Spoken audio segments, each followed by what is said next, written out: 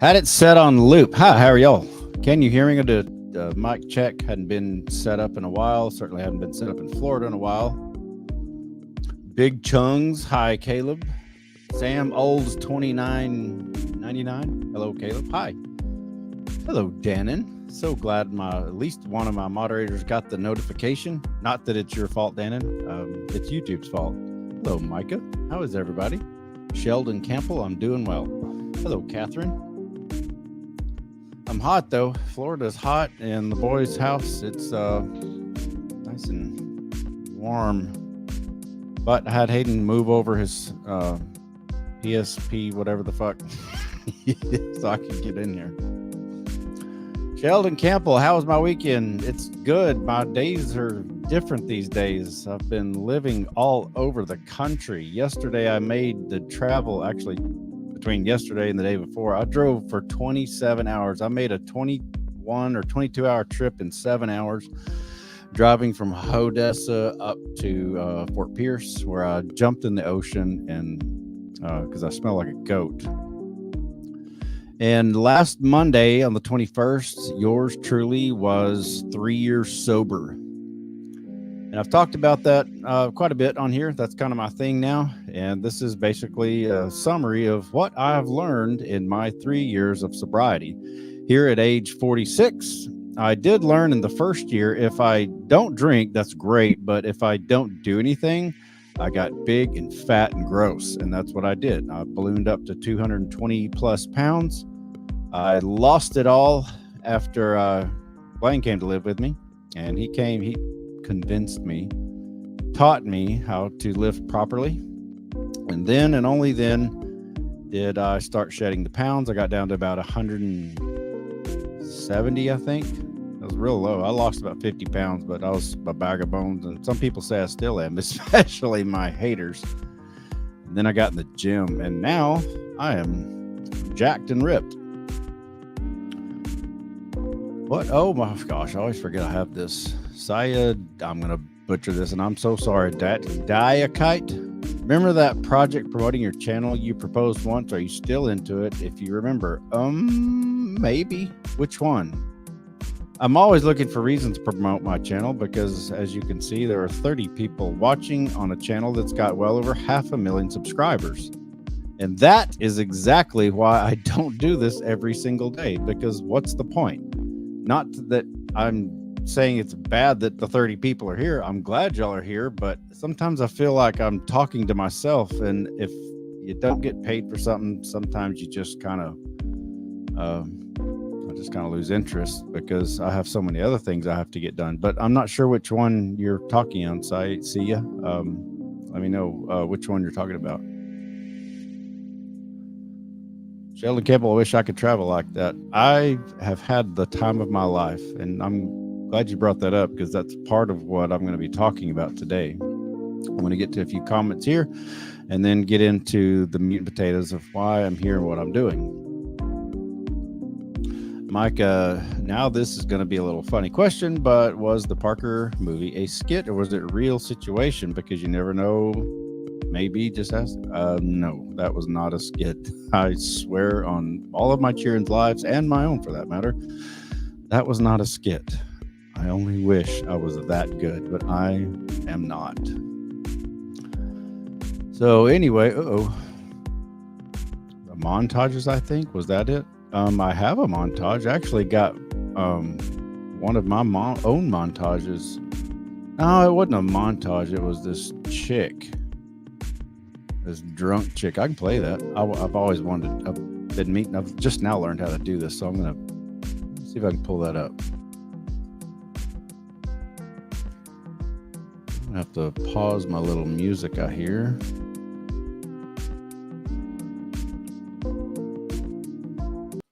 There it is. I'm gonna do a test real quick. God, I hope you put this on your YouTube, Facebook page. Because you know what you are? You're a piece of shit. You know why?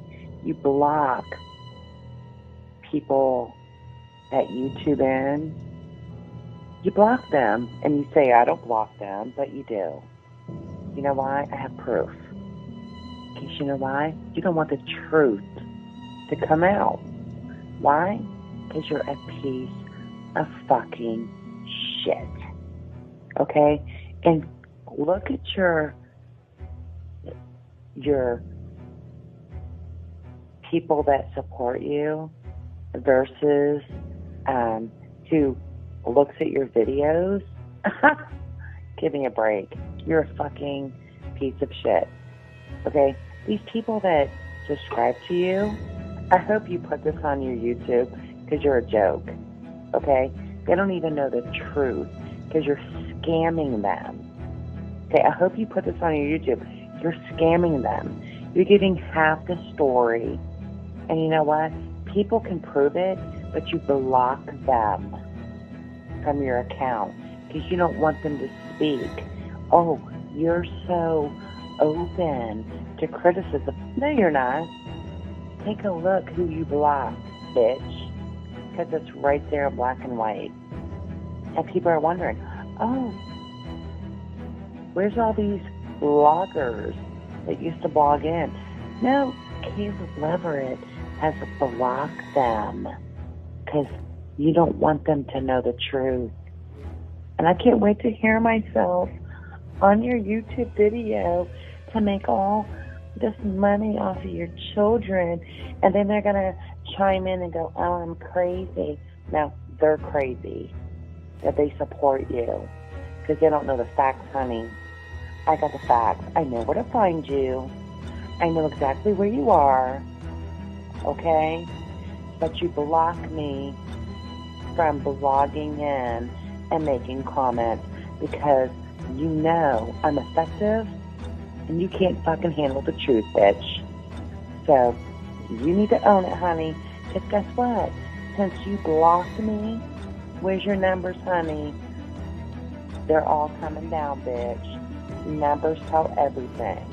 So I may be cray-cray in your opinion, but hey, I got you a lot of comments, bitch. And they ain't there anymore, are they? No, they're not, sweetheart. Weed them and reap, bitch.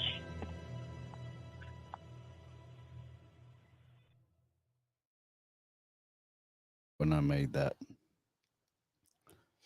Let me get my music back on here. Yeah.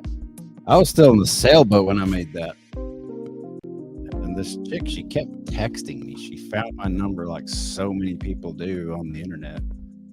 And I'd ignored her for the longest time. And then we text a little bit. And then just there's a thing about rejection. Some people just cannot handle rejection. And this chick could not handle rejection because I played with her a little bit. I talked a little bit, and I never met her. I knew better. But I don't remember everything, but she just went nuts. And yes, I did block that crazy bitch. Anyways, how y'all doing?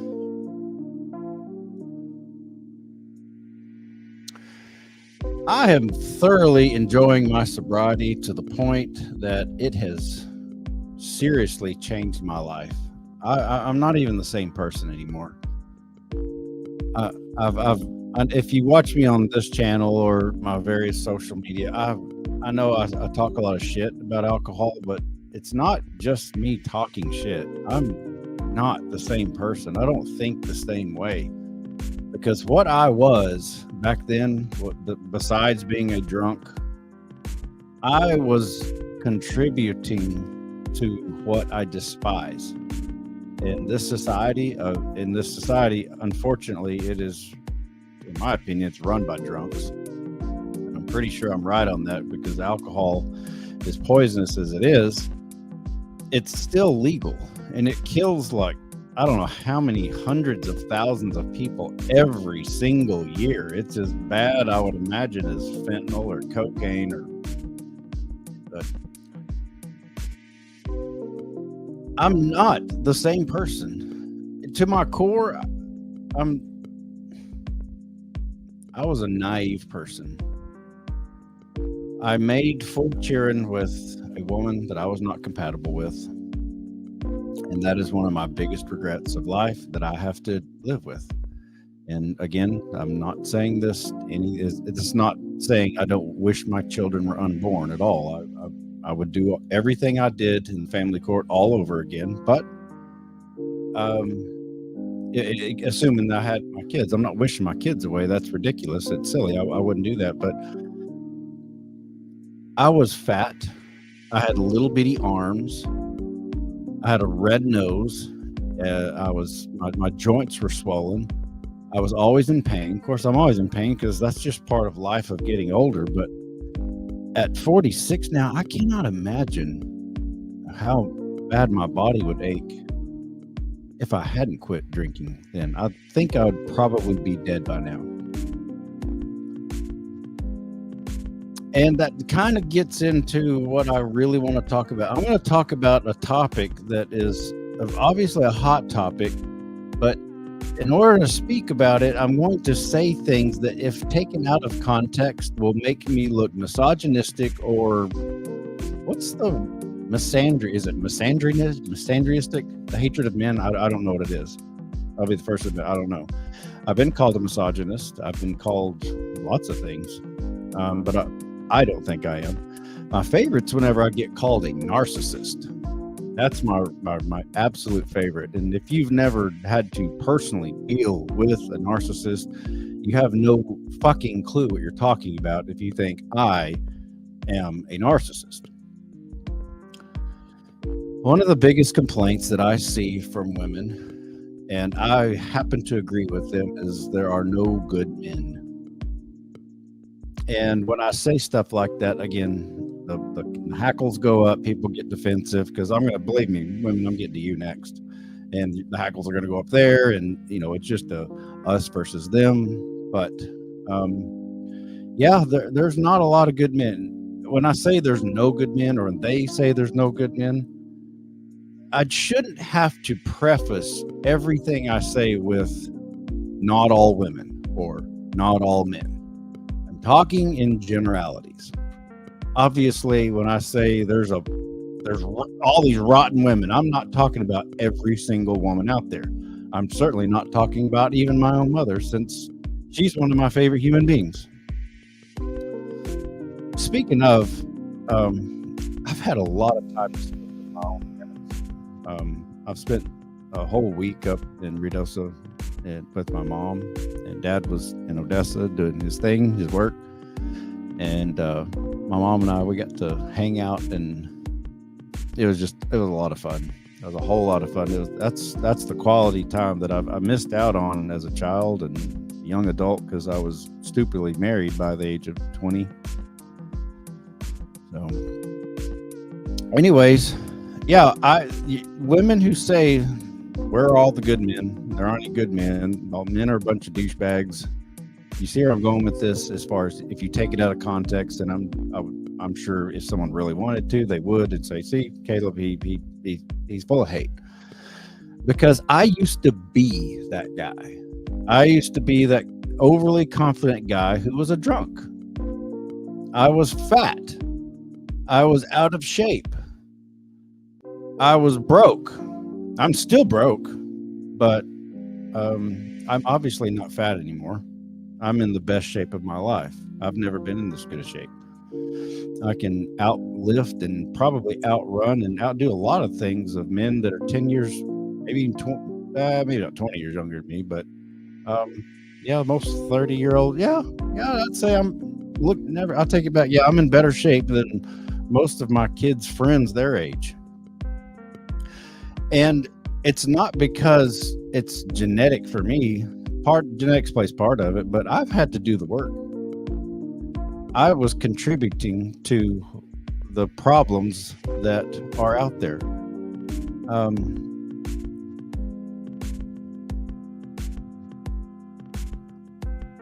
How do I put this? Well, before I get into this, I can just say this about my parents. My parents and I are fine now. We went 5 years without speaking, and we've buried the hatchet. I've talked about it a little bit on here in the past. I was angry. Dad was angry, and this had nothing to do with my sisters or my mom. It was just my dad and me, and we went through a bout. But my dad and I are fine. I absolutely think the world of my dad. I was angry at him for a long time, and he was angry at me. And what I like about where we're at now is we can both look at each other, visit with each other, hug each other, and acknowledge that what happened happened without digging it up and rehashing it. But I can't say too much because I can't get into any personal stuff about my father any more than I would get into it about anybody else, the kid's mother or whatever. But I wanted my father around more than he was. And again, I'm not trashing him because he taught me some things in his own way that I wasn't mature enough to realize until later.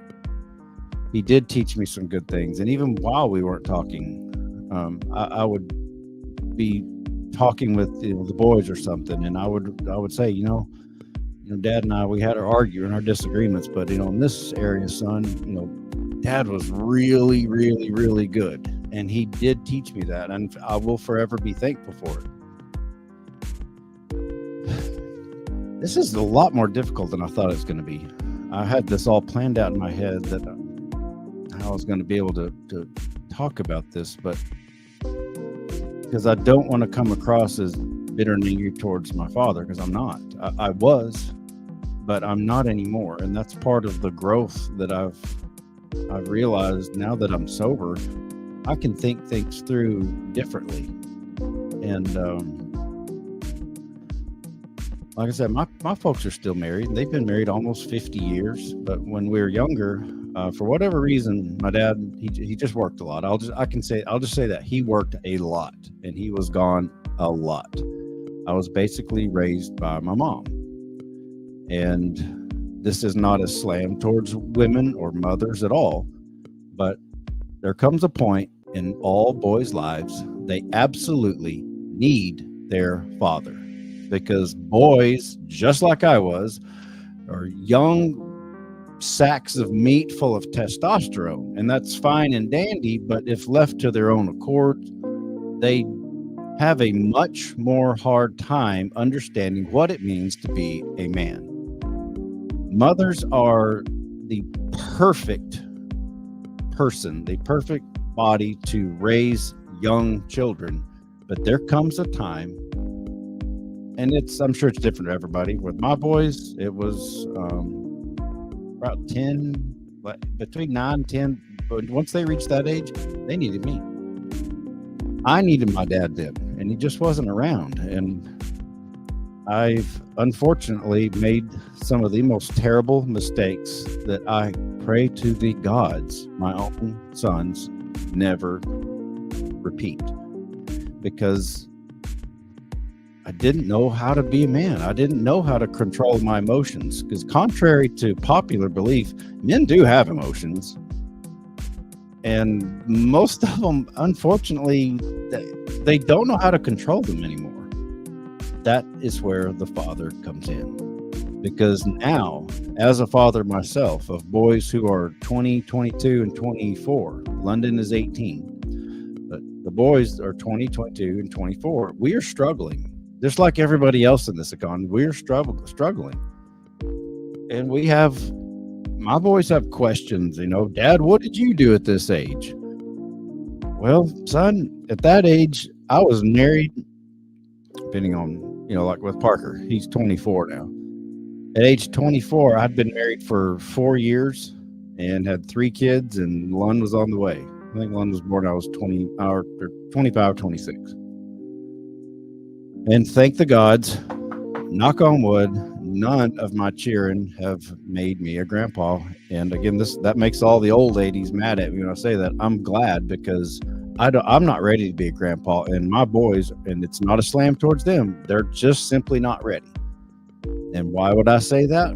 Sure, they've got the physical aspects to actually make the baby, but I wasn't ready, and I know they're not ready. And the reason I know it is because I've gone through it, and I've finally learned part of what it means to be a man. And if you're going to be a family man, you have got to get your shit together. If you don't have your physical health in order, you're not ready. If you don't have your spiritual health in order, you are not ready. And if you are broke, men, you are not ready. And yes, I am still speaking to myself, because out of those three, I have got my spiritual life in order. I don't talk about my religion or my lack thereof, but I am spiritual, or I don't talk about it much. I certainly don't get into it with the hardcore religious people, because it always turns into a disagreement, an argument. I'm taking it out of context, blah, blah, blah. But I never went full-blown atheist, but I've been agnostic since, well, that day they took Parker away from me in that parking lot. I'd made up my mind. That's it. If there is a God, he sure as hell ain't benevolent. So, but anyways, I was bitter back then, but I don't think I'm bitter in that aspect anymore. I've got my physical health finally in check. December of 2021, Blaine came to live with me in November, and about December 2021, we were still living in that tiny ass sailboat. I finally decided, all right, I'm tired of my big fat gut. I'm tired of my little bitty arms. I'm tired of just kind of floating along and getting older and joints swelling and gut just sloshing when I walk. I couldn't even run. Like, true story, I could not run. I did this little weird hobble thing. I couldn't even run at age 43. Probably more like 40 or late 30s. The last few years of my drinking career, I couldn't run. And I knew my boys needed me still. Yes, they were grown. Even, 3 years ago, they're 21, 18, and 21, 19, and 17 at the time. But even to this very day, they still need me. And I don't have to obviously thank the gods. I don't have to be there to wipe their butts and get them to school. And I hate to say it, but I hate those days, and because all it is pain. But they do still need me, because they call me on a regular basis. We talk about things, about problems. Dad, what did you do at this age? What did you do in this situation? Here's where I'm at. Well, what would you do? What would you do? And I'm not naive to think that they're not ever going to make mistakes, or they already have, or make more mistakes. But there are some big, big, big life choices that they don't have to make. There's plenty of room to make screw ups, but there's some big ones, and that they don't have to repeat like I did. They don't have to get married young. Young men, I'm telling you, you don't have to get married young. You don't have to get married at all. In fact, in this crazy society we live in, I highly suggest people don't anymore. And that sounds terrible, but believe it or not, the human race will go on without your sperm donation in some chick. I promise. The human race, there's plenty of people reproducing without any consequences, because everything gets paid for by the state or by their baby daddies. Speaking of the term baby daddy, baby mama, that didn't exist that I remember pre-2000. That's all a modern thing. It was the child's father or the child's mother.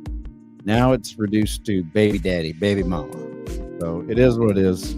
I can't change that culture. I refrain from using that phrase because it just sounds so stupid to me. But sometimes if you can't beat them, join them. But yeah, mothers, you're right. There are a lot of douchey men out there. Loads and loads and loads of douchey men. And here's the part where some of the ladies, if you don't already know me and know how I think, and if you decide to take something out of context, you could easily do it and probably make me look really douchey. But here goes. And if you do it, I will see it, and I will. I'd love to see you try to take me down. But here's the part about the ladies where some of the men may cheer me on, and some of the ladies go, "Oh, he's a misogynist." Ladies, you're right about there's all these douchey men out there, but guess what? Y'all raised them. Yes, that's right. Starting since the early 70s, when Title 4D of the Child Social Security Administration started funding all of the states' attorneys general to go after child support deadbeats. That's when the money started kicking in. That is what the family court is all about. It is not broken. Contrary to popular belief, the family court is not broken. It is operating exactly as it was designed to operate. The point is to extract as much money out of the flock, the herd, big plantation, the slaves, and as possible. And back in the 70s, who was the primary breadwinner of the family? Da-da-da-da. That's right. It was the men. It was the dads. That is no longer the case. Men or women are in the workforce. Women do make a lot of money. Some of it legitimate and some of it OnlyFans not. But yeah, ladies, you're right. There's a lot of douchebags, a lot of douchebag men, and I know, I would know because I was one of them. I used to be one of them. I was basically raised by my mom, and bless her heart. And I talked to my mom about this, and of course, I'm talking to my mom. I'm like, I have to be honest, but she's my mother, and the last thing I don't want to do is, insult my mom. Like, I'm not going to insult my mom, but there is a tactful way to talk about it. We have to be real. Kicking the fathers out of the house, and no, mom didn't kick dad out of the house, but in my case, it's a little different, just simply because my dad worked a lot. He was driven to provide for his family, which I applaud him for. He has done very, very, very, very, very well, and there is no man on the planet who is more steady than my father. I can tell you that for sure. Nobody in the world is more steady. He could have all this stuff coming at him, including little old Kayla. Hey, Daddy, play with me. No, I'm busy, damn it. And so it was left to my mom, and she did the best she could. She did the absolute best she could, but I needed my dad. I needed to know what would this man do in this situation. And not just when I was a child, but as I got older, I needed that, and I didn't get it. Again, this is why I said at the beginning, this is really hard for me to talk about, because it on the surface, if you just pop in, it might sound like I'm slamming my father, and I'm not. I have in the past when I was angry, but I'm not anymore. I got over it. I've matured. And anyways, but yeah, ladies, guess what? Y'all raised us. The vast majority of men these days, or at least 50% plus one, are raised by mostly women.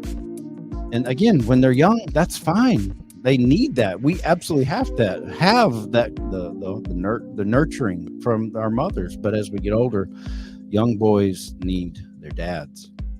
And that is why I'm thankful for, as hard as I fought, at least, and I missed out on their childhood a lot. And I'm still really, really, really fucking bitter and angry about it. Because I get a lot of that too. Kayla, you're just pissed. You're just angry. You're a misogynist. Well, I'm not a misogynist. You hate all women. No. I hate some women, but not all women. But there is one woman in particular, I'm sure y'all could all figure out who it is, that I do fucking despise. And Simp Daddy as well. So, anyways, yeah, ladies, you're right. There are loads of douchebags, but guess what? Y'all raised us. That's just it. I had to go through a lot of stuff the hard way, and I'm thankful as I can be now that I haven't been sued since 2017 when I kicked her fucking teeth in court. I haven't been sued since then, and I'm happy about that. But I'm still pissed. I'm still angry. I still have a lot of resentment. I don't even try to hide it. I used to, but I don't. And there are a lot of women out there that I don't hate anyone but that one, but there's a lot of women I just don't like. And I hate to say it, but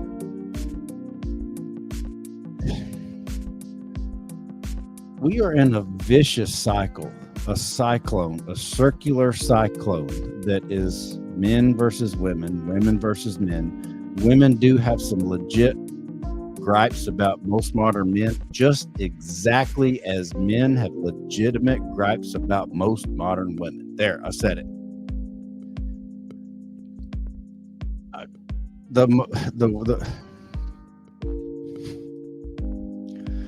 man, this is a lot tougher than I thought it was going to be. I thought I was in the car when I was like, had the idea and I was kind of practicing this. I had it down a lot better, but it's a lot different now because I have to admit, I'm not even reading the comments because I have a one-track mind. I don't want to get distracted. And there may be a bunch of women in there already saying, screw you, Caleb, I'm out. Peace out, whatever. You tried hard, but now you're dead. Get out of here, and I'm done with you. And that may be the case.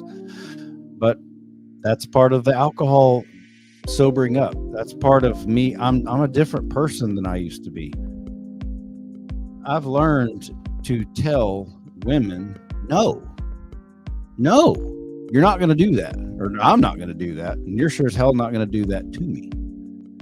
And far too many men are weak as water, and they're scared to death to ever stand up to any woman, much less whatever bitch they're married to. And they need to learn to stand up to them. You're married, dating, whatever. They need to learn to tell no. The answer is no. It's a shame, but anymore, when I see a woman crying, when I was younger, I used to think, oh no, what happened? Like, how can I help? Like, what happened? But you know what I see now? When I see a woman crying, all I see now is manipulation. And it sucks because, yes, women do generally cry more than men, but sometimes, usually, in the old days, in my experience, if a woman was crying, a good woman was crying, there was genuinely something bad wrong. And it's only natural for a man to like see her crying, like, oh, is something okay? It depends on what your relationship is with her, but you know, is something wrong? Are you okay? Did I do something? Did you need some help with something? But now, after the bullshit I've been through with the fake goddamn crocodile tears that thankfully the whole fucking world, or just about the whole fucking world, has seen by now, 48 million views. Just kidding, not the whole world seen it. I wish they would, if they haven't. Those fake tears that you saw in the Parker movie, I lived with that bullshit for 10 freaking years, and it was the most miserable time of my life, which is why I constantly preach to my boys, get a vasectomy, stay single, don't marry her, don't knock her up, because you stand a 50-50 chance of going through the same bullshit. And here's another thing I've told all my kids, all my boys: if you get her pregnant, you're raising them. I will not, absolutely, I will not raise my own grandkids. And I don't care how callous that sounds. I don't care how shitty that sounds. I put in my time. When I made 4 kids and got divorced, I took my lashes, I took my licks, I got beat up, I got thrown in jail, I got robbed, I got my kids stolen. They were moved to San Antonio. I showed up, I shut down my whole life just to be with my kids. And I'll be goddamned if any of my boys knock a bitch up, there's no way in hell that I'm going to raise my own grandkids. That's not happening. They know up front they're going to have some tough choices to make. You're either going to go through it and be there for that child, because that child absolutely will need you, son, or you're going to be the douchebag who I talk about and make fun of on my podcast, and agreeing with the ladies who say there are no good men left. So I've told them, it's your choice. Right now, you don't have to make that choice. Better keep it that way. But if you do, you're either going to have to man up and do like what me, and I saw Dwayne was in here, and so many other single fathers have done. And speaking of Dwayne was live earlier, and I was watching him. I'm going to switch gears just for a second, then I'll get back to this. But one thing I have to bring up, and I'm not even going to put a link here so that or not a link, but a hashtag.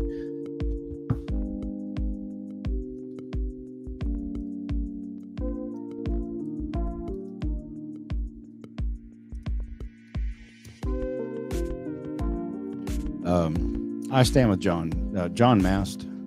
I'm going to put that up there. If you get a chance, in fact, I'm going to put this on the screen as well. Hang on one more second. Dad Talk.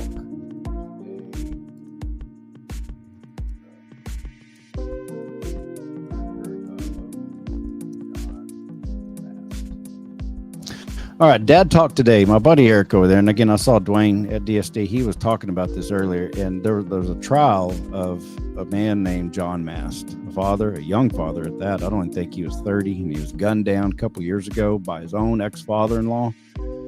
And long story short, the guy wound up getting basically a slap on the wrist. He was charged not with murder, but they went to drop off, and that's why a lot of us dads who've been through this shit say you do this in a public place. If there's a big conflict, you do it in a public place, and you always have the cameras rolling, much like you've seen many. How many times did I have the camera rolling? That was 10 years ago, but he didn't have the camera rolling. But I'm not blaming him by any. And I'll be the last to admit I don't know the full story. I was busy. I caught it when I could, but Eric Carroll at Dad Talk today, he got a hold of the judge before the trial, and he landed a deal where he got to stream the whole thing. So at Dad Talk today, he's got it's all streamed. The audio's a little bad on some things, not really sure why, but he did. Eric is doing the Lord's work. He and a whole crew traveled to Idaho to live stream this, and come to find out they're hoping, the family is wanting murder charges, first degree murder, and it was played way down to voluntary manslaughter, which could be, you could get up to 15 years, probably won't, but it could just be time served and he could be out. Anyway, I just wanted to put that out there. I'm broke. I wished I could, because Eric at Dad Talk, he's working on making a documentary about this. He's got several documentaries he's working on. One of them is even about me, weirdly enough. And I wished I could contribute more, but all I can do is give out. I've got my voice, and I've got this channel with 500,000 subs and getting out to a whopping 28 people at the moment, but that's okay. It is what it is. So anyway, I'm going to get off of that, but I'd be remiss if I didn't bring that up. I did watch it. I'm thankful that people like Eric Carroll are doing the work they're doing to shine a light on this, because there is most definitely a war on fathers. Another one is the one that happened in Lubbock, Texas, which is just 2 hours north of where the Parker movie happened, where I'm from. And that was, what was his name? Dwayne, if you're still listening, I know you'd know it probably off the top of your head. Stepdad literally on camera just straight up shot dad, who was showed. My mind just went blank. I can't remember his name. Anyways, what I'm thinking, the guy that John Mast, his father-in-law that shot, or ex-father-in-law that shot him with a gun, with a 9mm, I believe. The other guy in Lubbock also, he shot him with some kind of carbine. But what I'm guessing is the justification that the authorities are using to not prosecute these people who are murdering people using pew-pews. Our guess is they don't want to come across as being anti-2A. Anti-Second Amendment. I'm a big Second Amendment guy. I'm a big proponent of the people, not the government, the people having more pew-pews than anybody else. Yeah, Chad Reed. Yes, thank you, Dwayne. Chad Reed. Yeah, Chad Reed was a father who went up to get his kids at his ex's house with her new boy toy. And what's weird, his ex is a judge. She's a judge in that town, and it got really, really messy. And deadbeat Ken Paxton, he was drug into this before he got kicked off as being. That reminds me, I need to look into deadbeat Paxton. He's no longer the sitting attorney general of Texas. He's been impeached. I don't know if his trial. Well, the impeachment charges have been filed.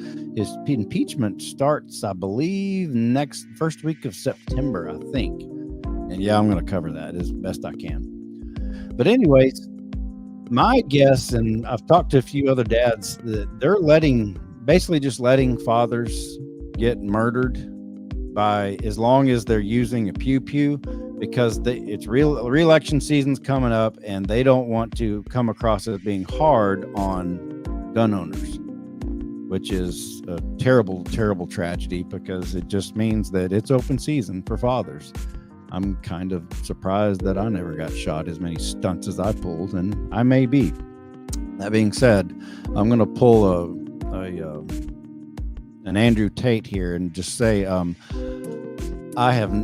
will never kill myself, ever. I will never kill myself. I have no desire to kill myself.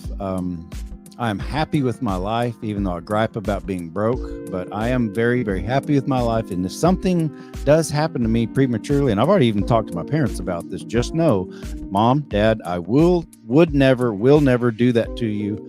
If someone offs me way prematurely before my time, and they say it was self-deletion, I can't say the S word, but if they say it was self-deletion, it wasn't. Please do not leave any stone unturned. So, yeah, Kyle Carruth, that's the douchebag that shot Chad Reed. Man, y'all are good. This is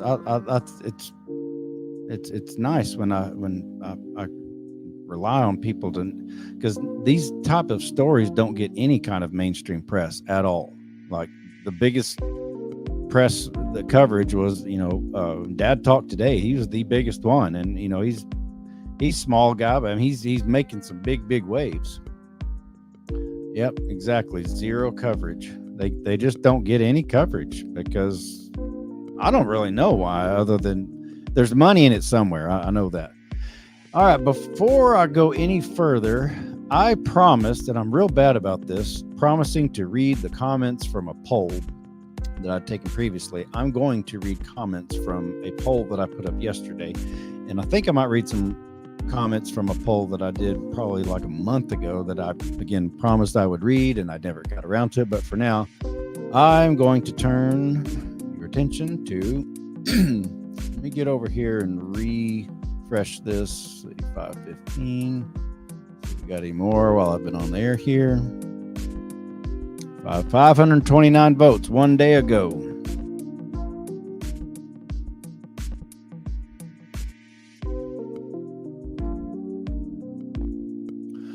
If you drink alcohol, how often do you drink? I will be reading your comments on the podcast tomorrow night, 8 p.m. Eastern Standard Time. Out of 529 votes, I am so pleased to see that 54% of you said, I never drink. Well done. Let's see. There we go. Well done. That's right. I never drink alcohol. 54, that's over half. And I'm very, very pleased to see that. The next one is, I drink alcohol at least twice a week. 10% of you are weekend drinkers. And I drink alcohol every day. Only 5% of the brave souls. Let's see, out of 529, 10% be 50. About 25 of you were brave enough to actually admit that you drink alcohol every day and you are full-blown alcoholics. And the last one, I only drink on special occasions. Please explain. The special occasions people are at 31%. So I would assume that if you don't drink alcohol very often, like on weekends, you only don't or not even weekend, I guess special, like birth of a child, or I don't know. Now I'm going to get into the comments.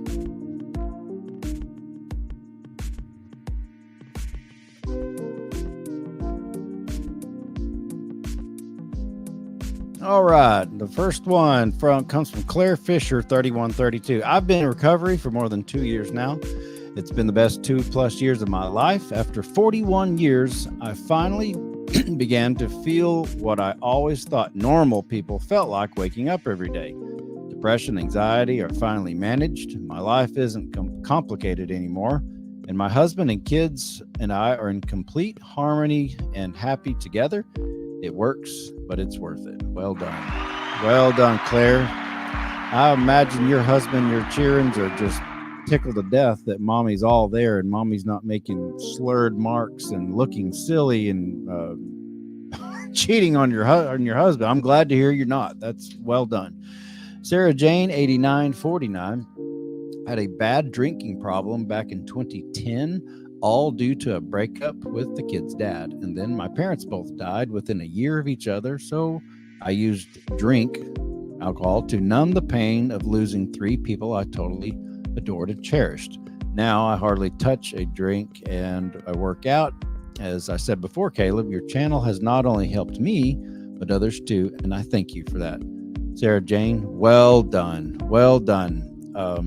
That's kind of sounds like my story. I got divorced, got thrown in jail. My grandmother died, my cousin died, and 2 of my uncles died, all within a real close period of time. And I see why. I understand why you did it. But the cool thing is, Sarah Jane, is you yourself found it inside you to quit and stop.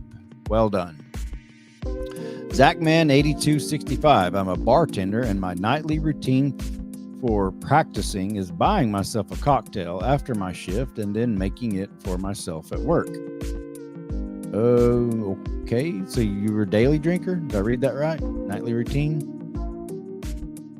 Okay. I hope you realize, I'm not sure how old you are, but I hope you realize you keep that up and you're going to be like me, how I was 3 years ago.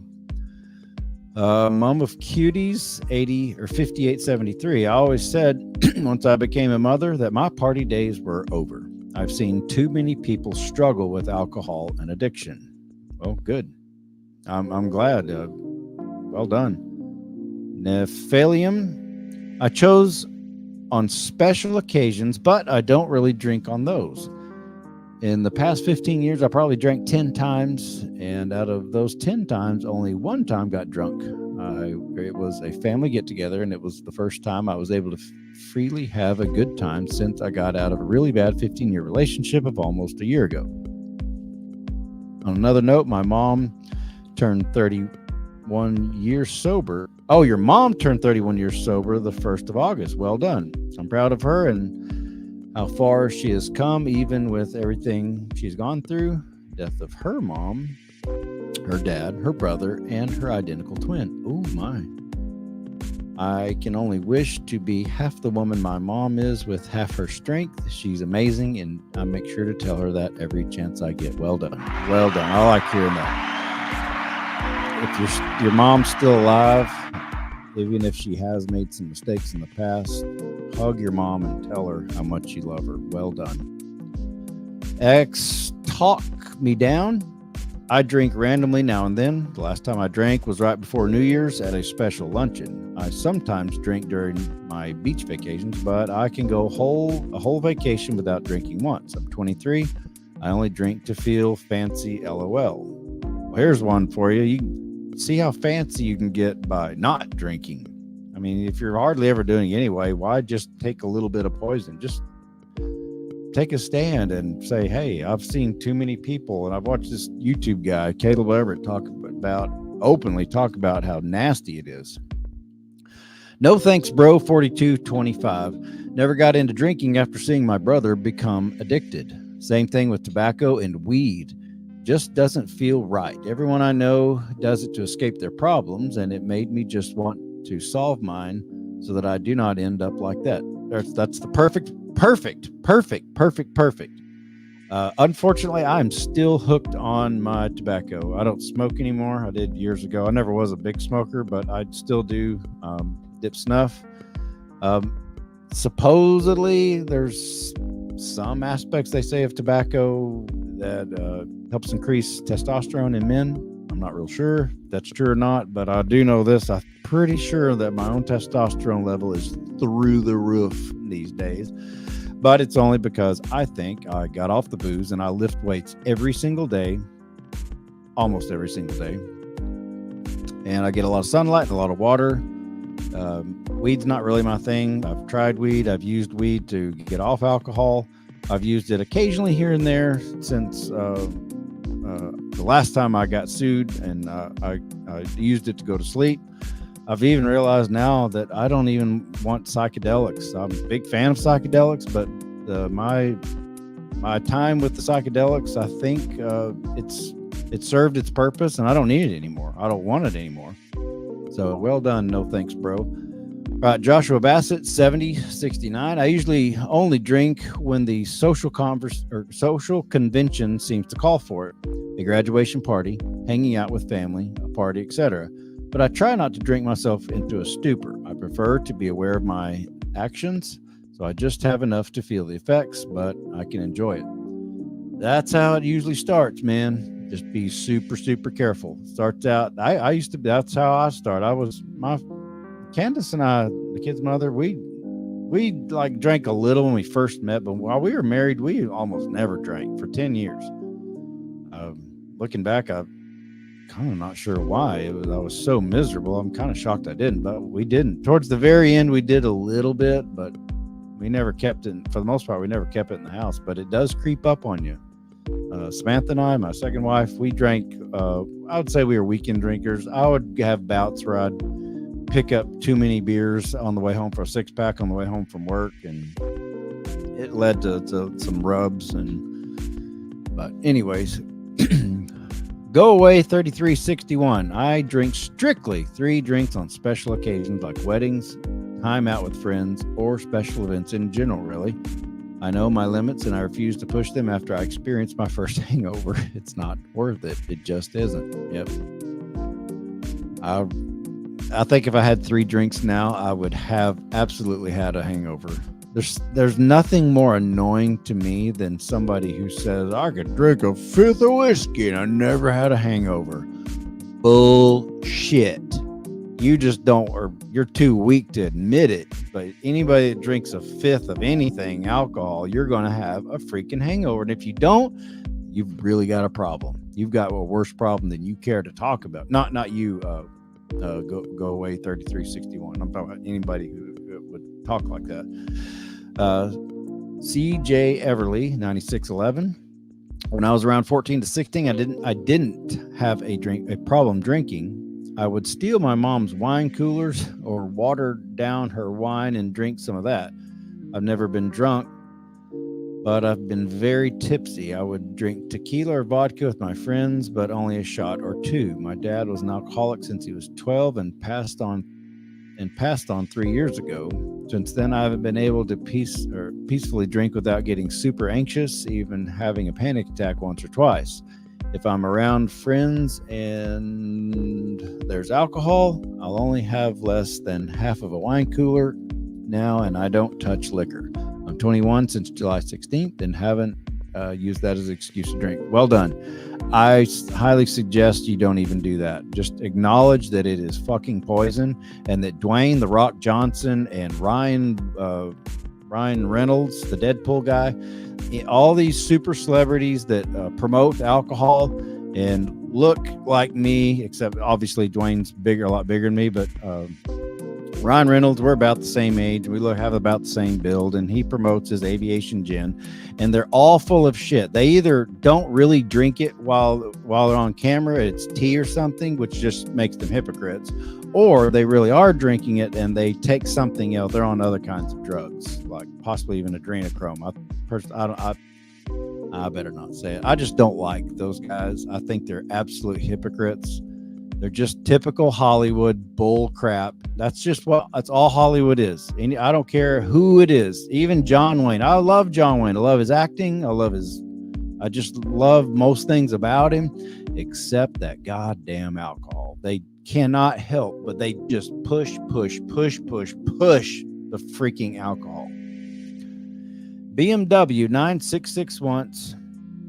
I only drink white liquor when I'm hanging out with my friends, Xbox, Uno, game night, etc., and maybe a glass of wine or 2 to help me sleep. That's going to get you, BMW. I promise that just a little bit to help you sleep, because what's going to happen is you're going to take a little bit to help you sleep, and it's going to feel great. And then you're going to take some more, like a week or 2 or a month later, to help you sleep. And eventually it's going to get more and more and more. And you're going to wake up like I did, realizing, holy shit, I can't go to sleep without it. That's how it sneaks up on you. I guarantee you. Because when I started drinking, when Parker was taken from, or heavily drinking when Parker was taken from me, the depression eventually subsided.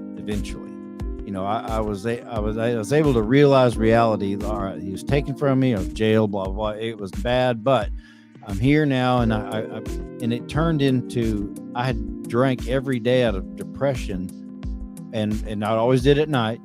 It turned into okay, I'm not depressed anymore, but holy crap, I can't go to sleep. I think I'll grab a wine or the white liquor or what, and that's what I did. Gin and vodka all the time. Cut it with whatever I could find to cut it with. All right, XYLZ. I never drink. I see how some people turn out from mass amounts of drinking, no reason to start, and turn it into an addiction with friends. Well done. I'm glad you don't. I was told as a child, don't drink because Jesus said it was bad. That was the gist of it. The Bible says getting drunk with wine is a sin. Don't drink. That's all that I was told. But the temptation, I hear what the Bible's saying, and okay, I don't want to sin. I don't want to damn myself to hell, but they all look like they're having fun. And you only see the fun side of it until you don't. And then it turns into, you see the downside. You see as they get older, A, it's expensive, so a lot of them go broke. And B, it makes your joints swell up. To this day, I can't think of anything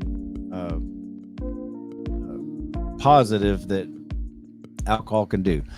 Possibly with tinctures. I've been told that people make tinctures with some kinds of alcohol with certain like blueberries or something like that. Maybe. But even then, you're talking about a tincture. You're talking about a couple of drops. Maybe that's good for you. But other than that, just stay away from it. Sienna Rudd 3460. I only drink on New Year's when I see how my friends act when they get drunk. I can't help but think, why do they do it? I don't know. I'm just kind of the same way with people who only drink on special occasions. Why even bother then? Like, it's just New Year's. It's just another trip around the sun. Sienna Price 1351. I only drink occasionally, but that's mainly because I don't want or need alcohol. I honestly don't like to get really drunk and intoxicated. That's never been who I am. I use better coping skills than alcohol. Well done. Good. Music is my main coping skill that I use. I've been working on healing for almost 3 years now, and I've found peace. Alcohol was never a coping skill that I would use. I don't allow myself to feel emotions because I've worked hard on my feelings, that I expect myself to live a perfect life with absolutely no struggles. Well, we all know that's not going to happen. Everyone's going to have it, but learning to manage them. Some of these emotions, we need to feel them. That way we know how to prevent them, if possible, prevent them from happening again. So, well done, Sienna. If I was you on that rare occasion, I'd just say, okay, I haven't drank all year. It's a rare occasion. Okay, I can sip on water like I always do. That's what I would do. Annie V. I get addicted too easily. I don't trust myself, so I don't drink. LOL. Well done. I'm glad. ATM 871. I only drink when I have several friends or family by me. Well, what if you become a really popular guy and they come over every day? It might turn into an alky. Shallow Harojima 567. I never drink or smoked, and I'm not planning to start anytime soon. Well done. Give me a thumbs up these. I haven't been doing that. Oh, wait, I can heart them. Woo, that's the beauty of being on my end. I only drink at parties or get-togethers with friends. You must be young. Eventually, you'll have lots of those get-togethers with friends or parties, and I wouldn't do it. Dum 5093. I only drink about 2 or 3 times a week. Only. You see that prepositional phrase? Is that what that is? Only drink about 2 or 3 times a week, and it was never more than 3 at a time. Always after work as well, but I'm trying to drop smoking the devil's lettuce as to which I am trying my best not to pick up on my drinking, but at the same time, trying to find a way to wean myself from either. I would say the devil's lettuce all the way. If you have to pick one or the other, I wouldn't get addicted to weed either, but I actually, like I talked about before, I used weed to get off alcohol when I was having the night sweats. And for those of you who are wanting to know, I did 2 or 3 pretty long live videos, like starting a month after, so August, September, October, that around there of 2021. If you want to check those out, or if you've got people struggling with, can I do this? Should I do this? How do I? What can I expect while I'm quitting drinking? A lot of people tell me they've watched them and they say, okay, that makes a lot of sense. I just basically, I was like a month at the time, a month or 2 clean, and I was just describing how it was, how I was feeling versus how I used to feel. Dale Cocking 2907. I'm taking a break from drinking right now. I've been sober since May, I think. To be honest, I haven't been keeping track. Okay, well, if you take a break since May, June, July, August, you're 3 or 4 months sober. If I was you, just keep on going. Just kind of the longer you can go, and just kind of forget about. Like I was counting the months for the first 2 years for sure. I would count every month and post it on social media. Woohoo! I'm 18 months sober. Blah blah blah. And now I've got to 3 years.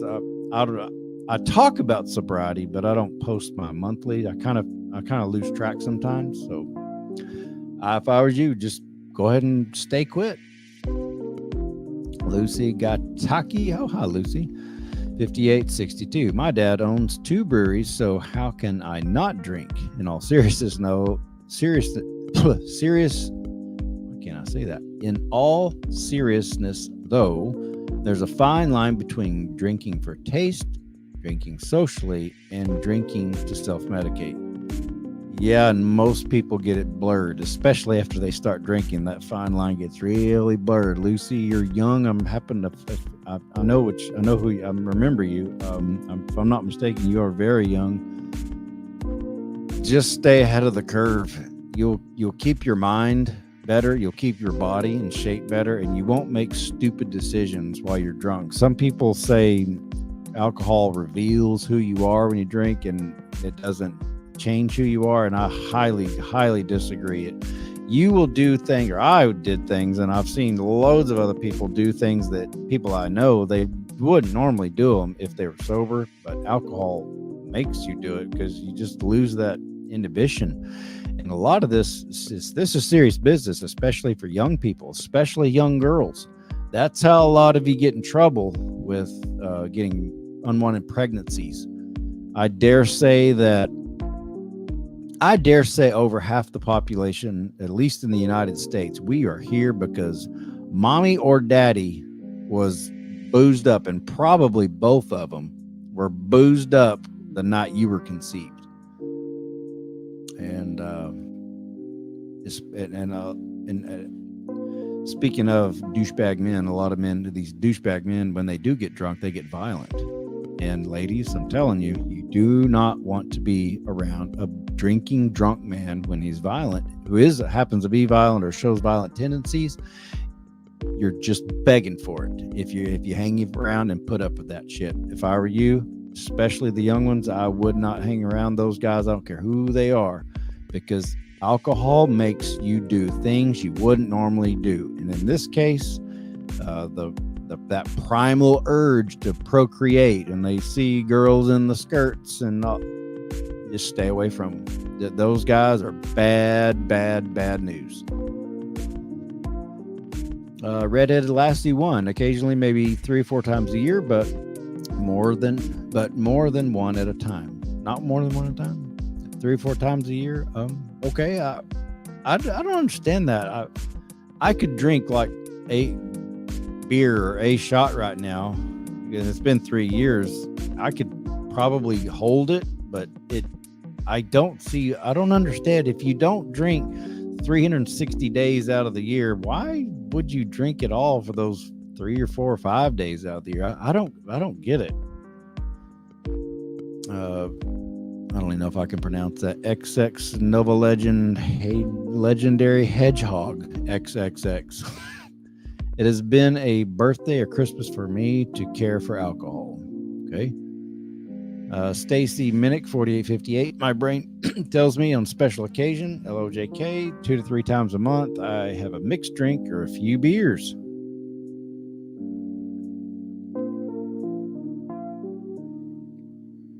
Again, maybe you can control it right now. I'm not sure of your age, but far too many people just start out that way.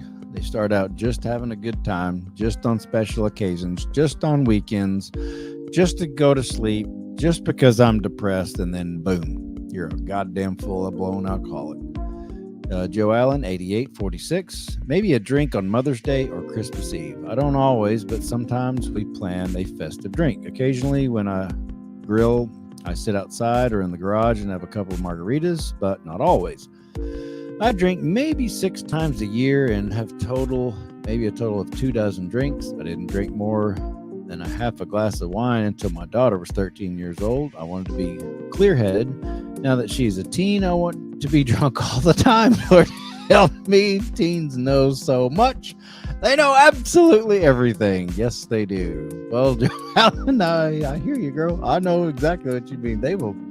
Anyone who says that children, yes, they're a blessing, they're correct. Yes, they're fun to watch, but anyone who doesn't tell you the truth about raising children, that human children are a gigantic pain in the ass, is lying.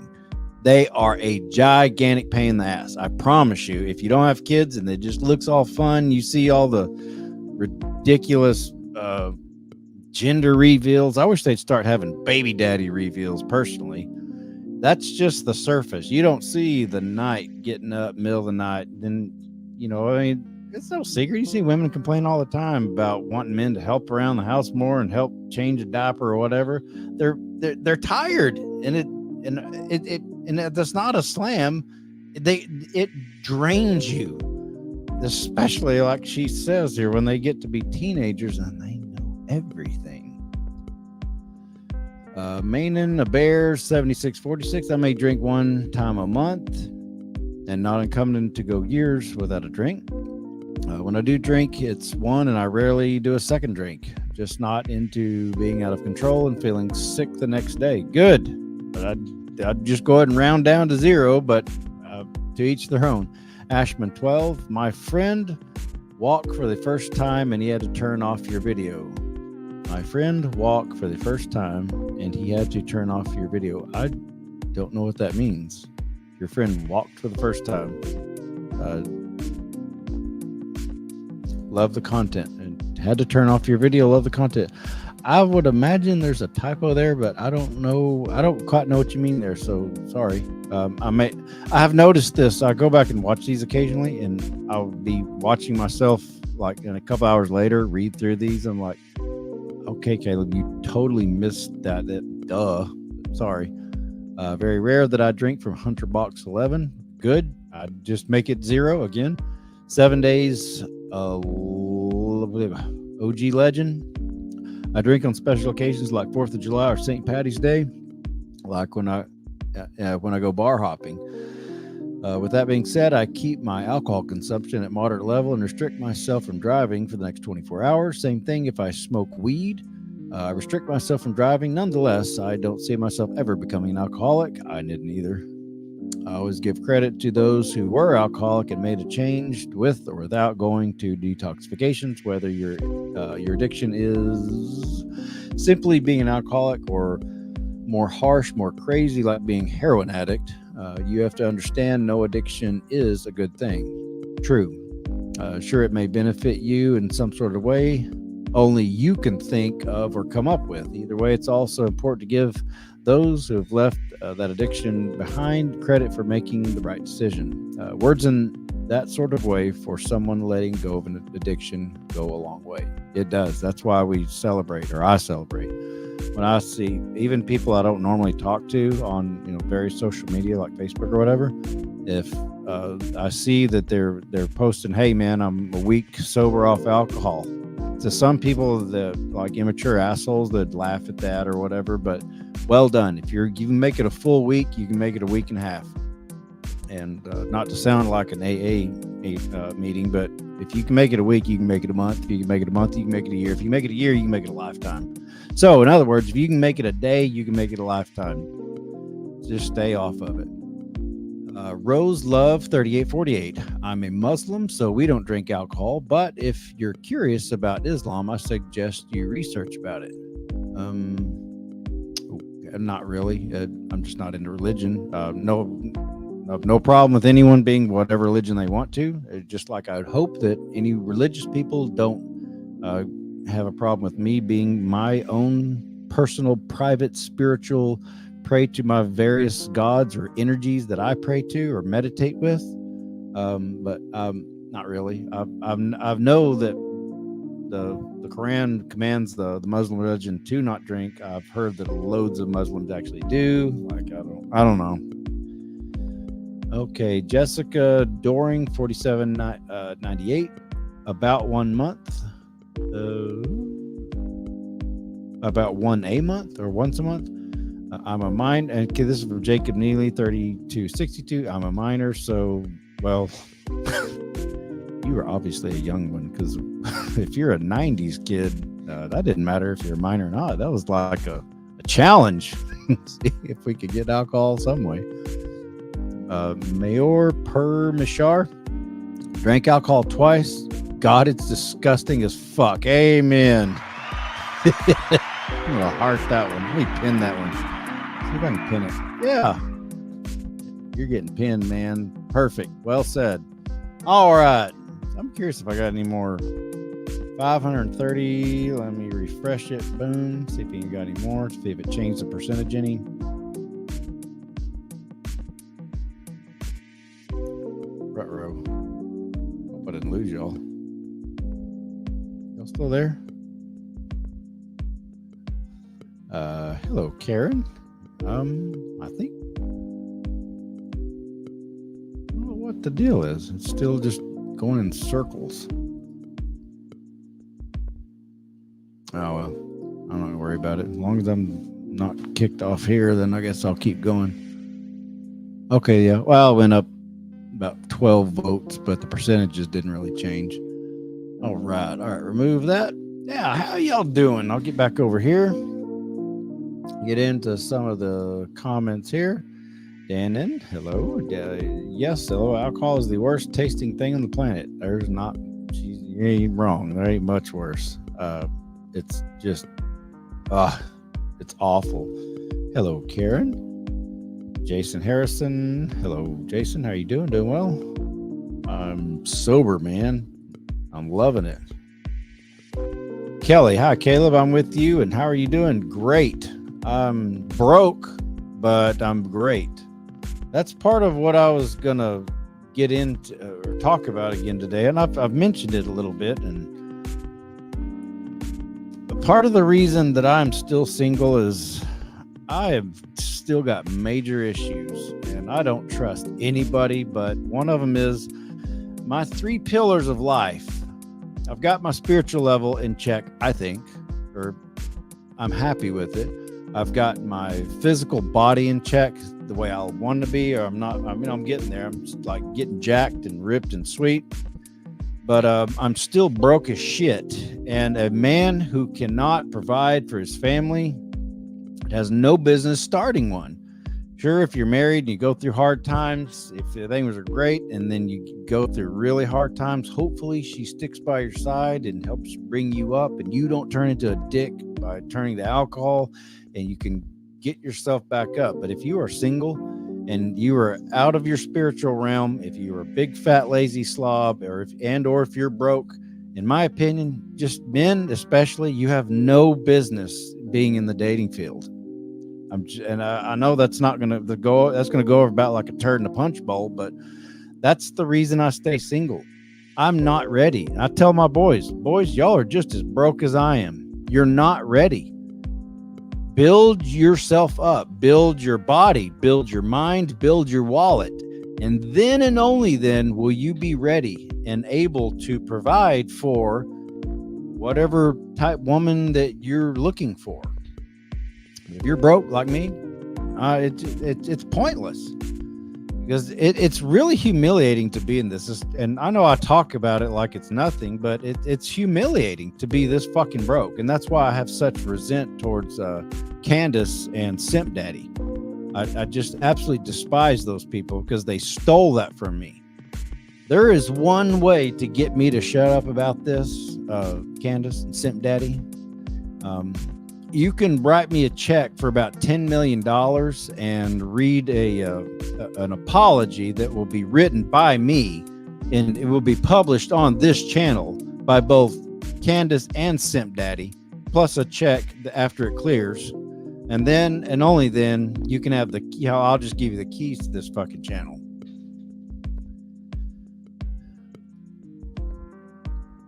Kelly, I'm praying for you and your boys too. Well, thank you. Red Squirrel. Hey, Caleb, Paul as well, buddy. Red Seal Natural Long Cut all the way. I did Red Seal for a long time, but I'm cheap now and I do Longhorn Mint.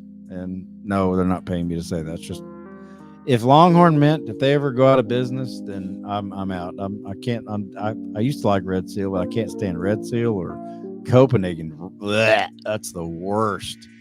So there we go. Mayor Permishar. Man, fuck alcohol. Amen. That's what I'm saying. Christian, boo-hoo, the cops are all bad. Oh, did I miss something? Yeah, there's a reason the word ACAB, all cops are bastards. There's a reason that exists because some people truly believe that. I know a few cops, more than just beat cops, like FBI types, that actually go after real crime, like child molesters and murderers. And, I will say that I do appreciate what they do, like a lot. Unfortunately, there's too many douchebag, usually men cops, and they're usually beat cops that have got little dick syndrome, and I can't stand any of them really.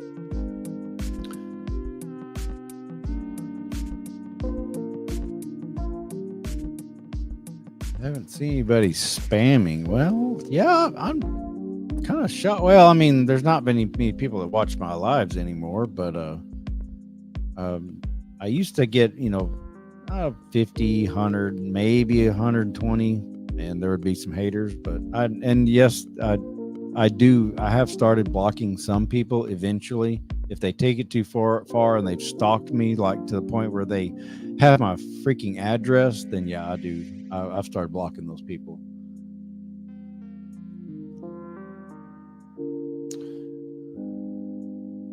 Yeah, let's go back. Micah's got a question here. How do you feel about everyone still watching the Parker movie, or you feel like I'm over it and hey, I don't want it brought up that much? I'm glad people still watch the Parker movie because unfortunately that only means that it's still a problem. Parental alienation is still a gigantic problem.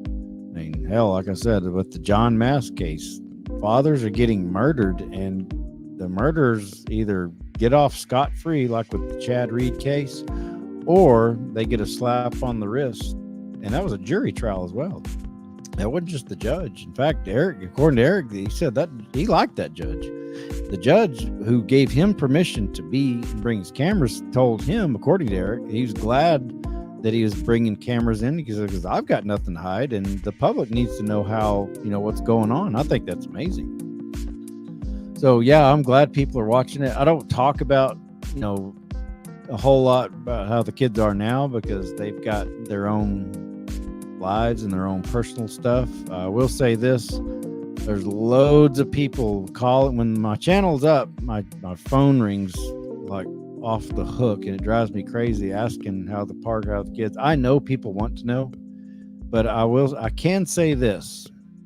My kids have basically, in a nutshell, have said, we are not going to talk about it for free. If y'all really were, because we're all broke, because Candace made sure of that. Candace and Simp Daddy, Jason May, they made sure that we all had a leg down in life by suing me over and over and over again. But I can say this. If you want the full story from my kids, particularly Parker's mouth and Blaine's mouth, the ones that are on most of my channel, it's going to cost whoever does it. It's going to cost you a lot because they ain't talking for free. If they have to go through this crap and live it all over again and deal with whatever the fallout may be from it, then they're going to get paid handsomely. And for those of you who don't like that and you think you hate me because of it, by all means, free haterade for everybody. Go right ahead. I'm used to it. Speaking of, still to this day, and I may have missed it, but still to this day, of all the haters I've got over the years, and I've got a bunch of them, and a lot of them I've published their hateful, voicemails or whatnot. To this day, not one person who claims that I'm scamming people and I'm full of crap and I need to be exposed. Not one of them who are so confident that they can take me down. Not one of them will dare show their face and make a video about it and go through and publish and show all the documentation that shows that I'm in fact a liar. Not one person has done it, and I am dying for somebody to do it. I feel real fortunate that I'm able to get the dozen or maybe 24 videos I've got of people leaving me nasty voicemails telling me what a piece of shit I am. But not one of them can prove it. Isn't it funny how that works? Not one person can prove it.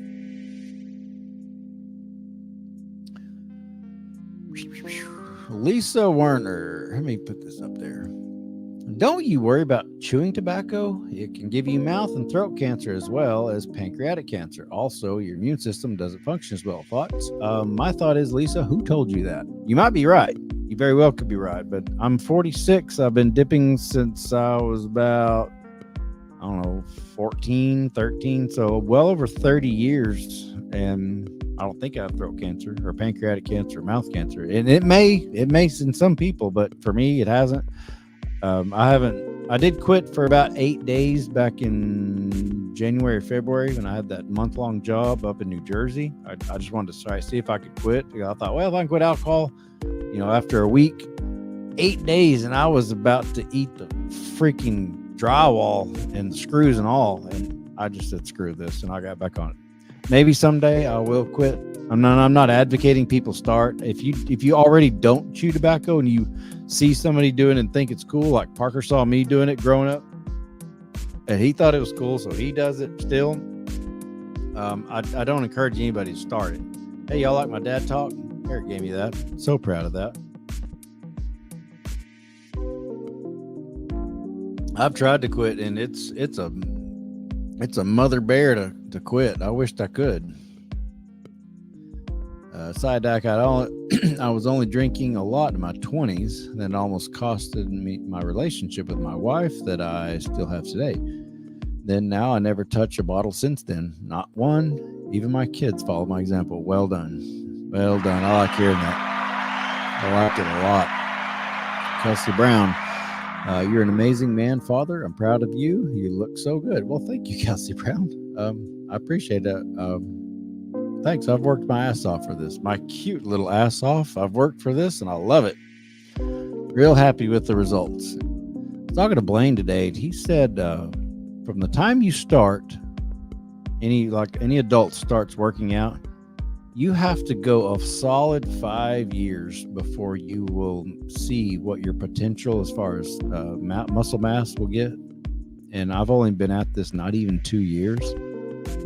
December will be 2 years for me, and I'm 46 at the time, so I've still got 3 years to go. By the time assuming that I'll keep this up, and I don't see a reason why I wouldn't, because I love working out so much. It's like my favorite thing in the world to do, and I've kept it up for 2 years. I reckon I can keep it up for another 3.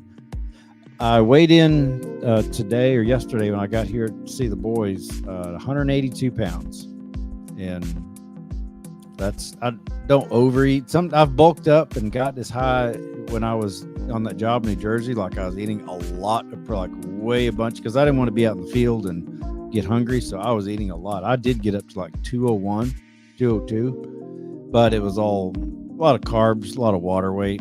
And I got back home here and got back on my normal diet, and I shed it all off within like 3 or 4 days. So I know it's just It was just fat and water weight. It wasn't permanent. So right now I'm at 182, which I'm definitely in single digits. I don't know if I'm 9%, maybe 8%, but I'm definitely in single digit body fat.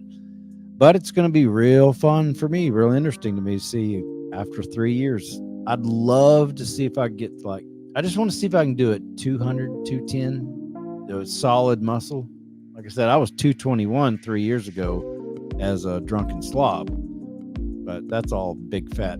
That was gross stuff. But building muscle is extremely hard. And if anyone bulks up, like if anyone ever tells you they bulked up 20 pounds in a year, they're definitely on the juice. It is tough because I eat about a gram of the rule of thumb that Blaine told me is 1 gram of protein per pound of body weight. And I definitely eat almost most days. I at least get 180 grams at least. But it's tough. 3, absolution. How's your son? Which one? I've got 3 of them. They're all great. Lisa Werner, a good indication of whether or not it's affecting your organs is your oral hygiene. Not always, but if your teeth and gums are in good shape, you're probably okay. I can feel occasionally when I've had a dip in for a little too long, it kind of makes it a little mushy.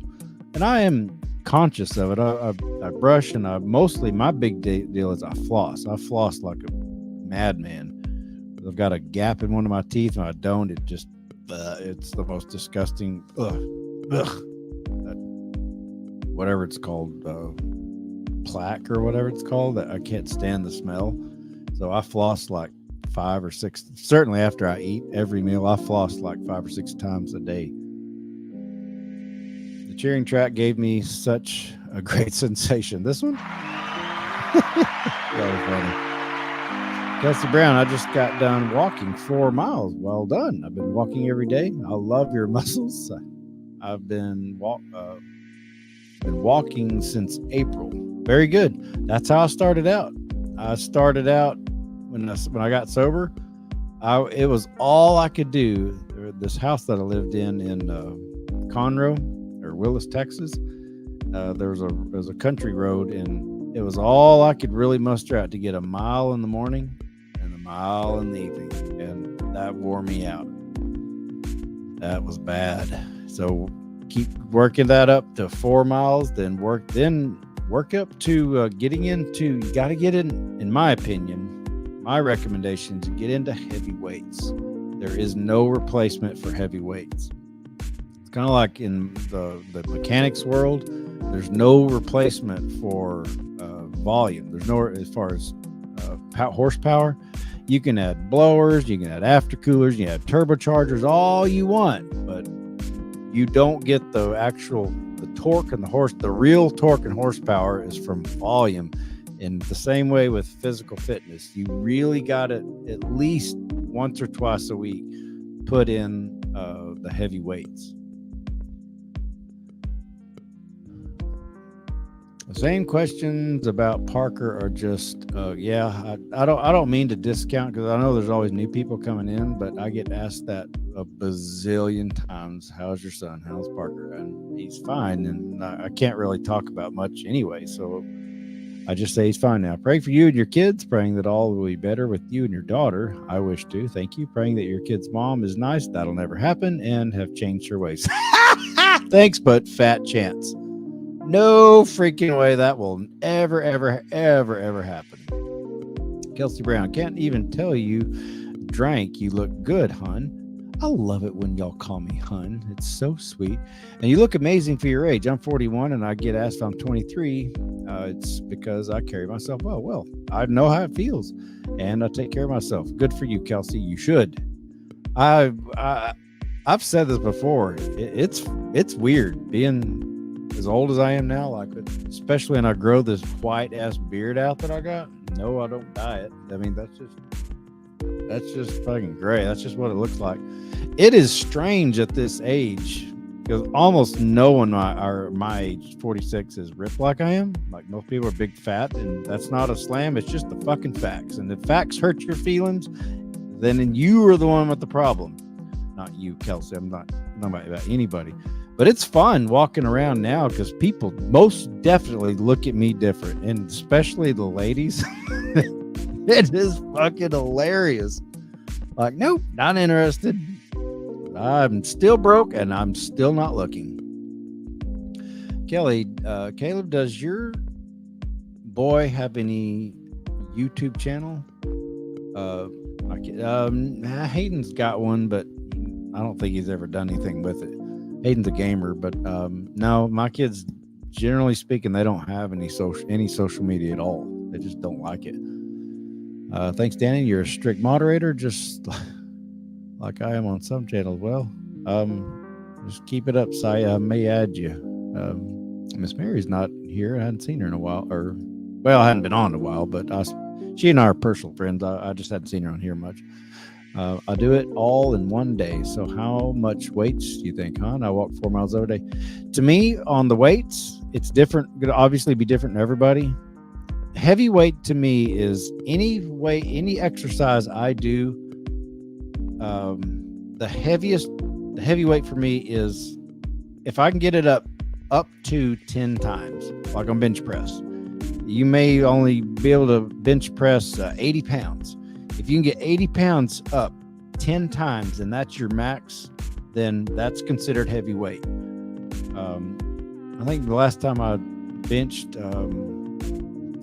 I haven't done free weight bench press in a long time because I'm almost always by myself. And it's dangerous to do free weight bench press by yourself because, it could come down on your neck. But so I always do, or mostly usually do the machine, but the machines are at 250 and I can get 250 up. I can only do a couple of 3 reps.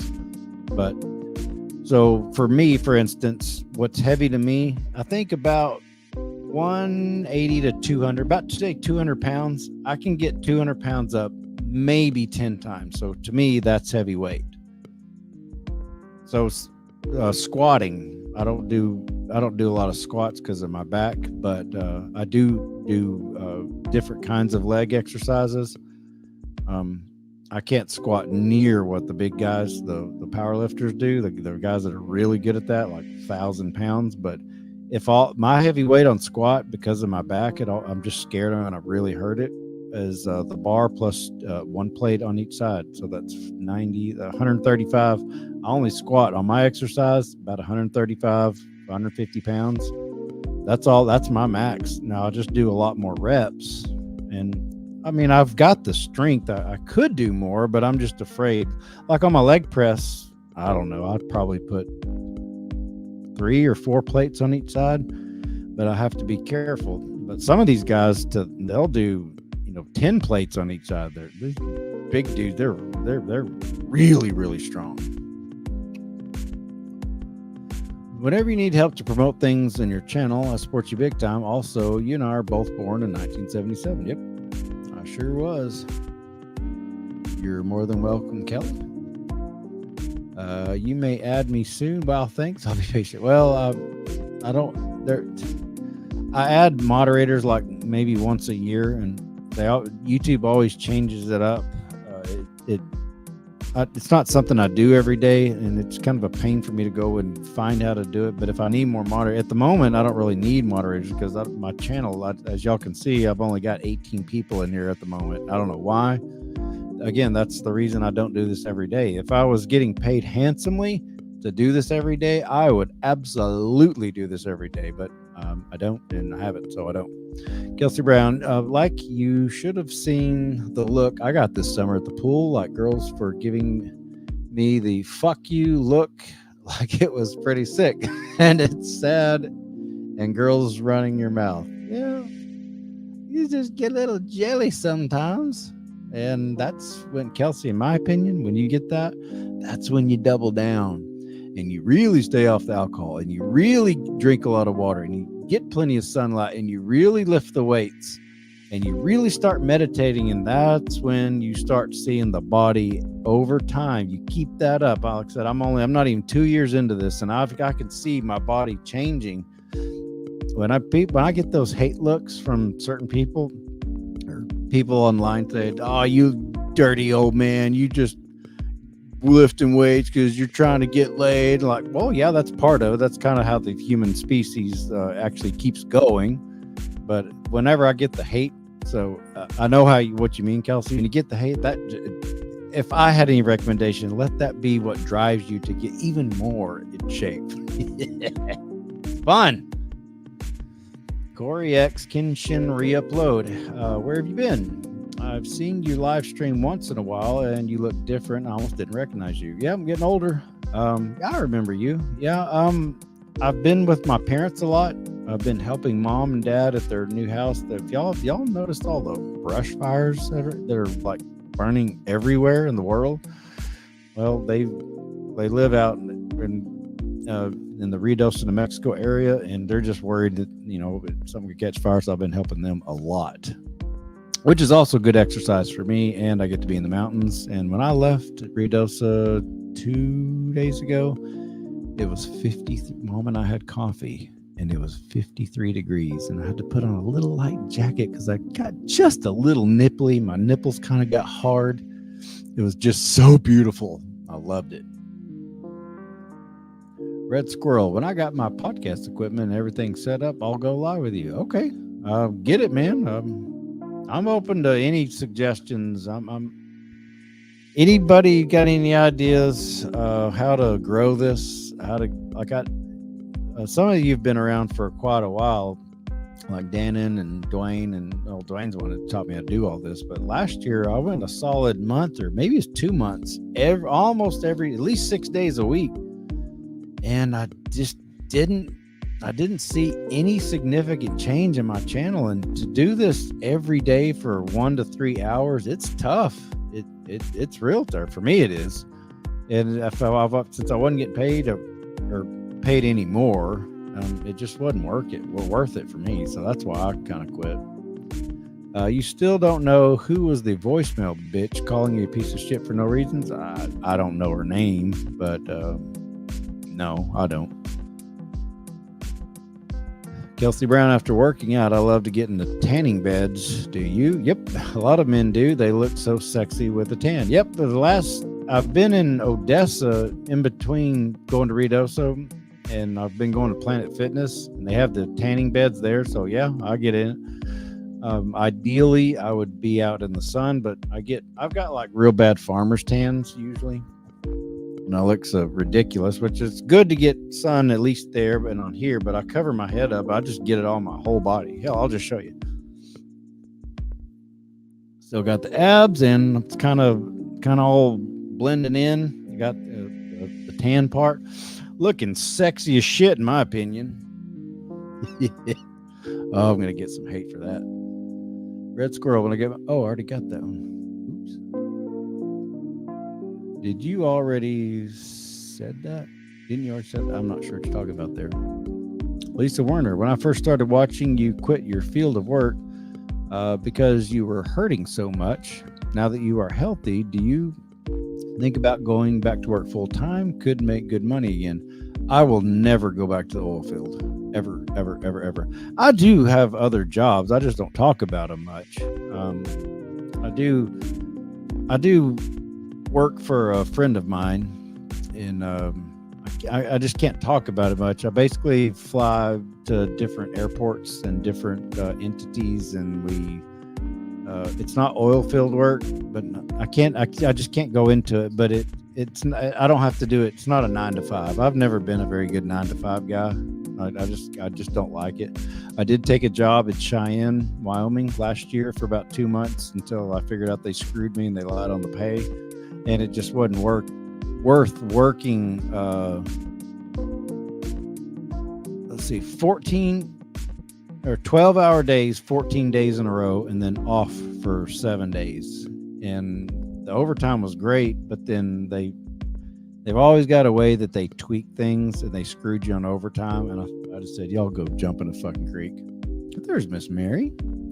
I'm here. I was taking my evening walk when I saw you went live. Then I had to get the laundry. Okay. Well, your ears burning. I was just talking about you. Hey, Haney, can you fetch Walter for me? Do you mind? Hayden got a new ferret, and his name's Walter, like Walter White. He's so cute. And I asked him if he's going to bring him out. Then, how do you feel about doing reactions to family court related videos? It would popularize your channel more, I think. Yeah, Dan, if you've got something you like I hadn't seen, or yeah, I'll consider it. Yeah, absolutely. Voicemail skank didn't end her sobriety like that, or the voicemail. Yeah, no, she didn't. And Vixib, I can't pronounce that. I've been watching you for a while now. Good to see you back with the live streams. Thanks. Nvixity 87. Well, thanks, chick, man, whichever one you are. Kelsey, I mean, you really look good. I'm not lying. You look amazing for your age. You do not even look your age at all. If you saw me with either of those hours 41, but everybody's age is different. Yeah, well, thanks. I feel so much better. I know this 46-year-old me. I was talking to an old ex-girlfriend of mine. 46-year-old me could absolutely whip the piss out of 40-year-old me back when I was a drunk. I guarantee it. Come here, Walter. Come here. He's so cute. This is Walter. Isn't he so cute? Come here. Make your noises. Make your noises. You smell like a fucking ferret. Come here. Don't you spill my water. Walter, what's the matter? What is he doing? Does he always do that? Oh, okay. Hey, no. All right. Come here. Come here, Walter. Come here. Come here. They just move and move and move and move.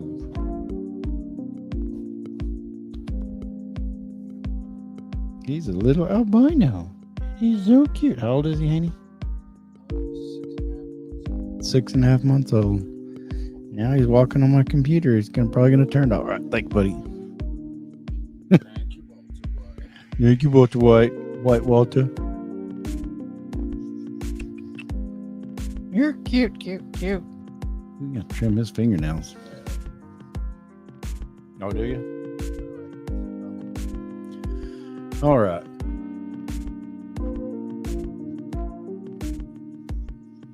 All right. That was so cute, little Walter. Where was I? Isn't he adorable, Dannon? He's not the cutest little thing. That's okay. I know you're just trying to make going into the tanning bed always fixes the farmer's tan, and I was like, I used tanning lotion to do the tanning. Ugh, I don't do the tanning lotion. I'm always afraid I was afraid that's a cancer agent myself. My brother has a cat called Walter. We call him Sir Walter because he thinks he's royal. Mom of cuties. They're fun. I'm 46 like you, and my beard's extremely long like a Viking. Cool. Rock Monster, everyone's doing. I think everybody's fine.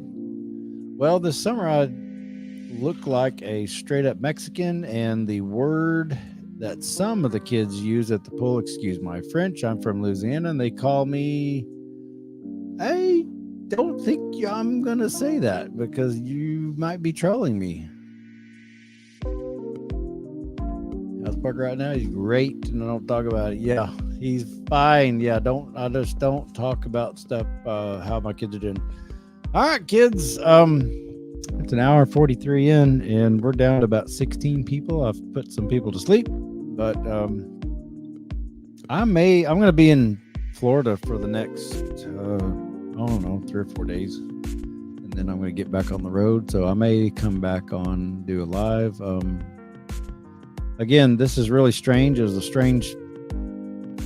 I always have these mapped out in my head, like in my car when I kind of practice it, when I think of the idea, and it never really comes out exactly out as I want it. But there's obviously some more that I could talk about as far as alcoholism and the relationship that it has with both men and women, and the fact that men and women are always at each other's throats these days. It seems like it's getting worse, but I think I'm about to call it an evening. Ernie's fun time. Did you and Parker's mom ever make peace? Nope. And would you be able to share how is the relationship with Party's mom now? I cannot talk about that. As much as I would like to, I cannot talk about it. But I can talk about my relationship with her. We're not at peace, like, at all. And we probably never will be. And people tell me that I need to get over it. And I tell them, well, you fucking get over it. Or you try walking a mile in my shoes and you just get over it. The reason I'm not over is because we're all still broke.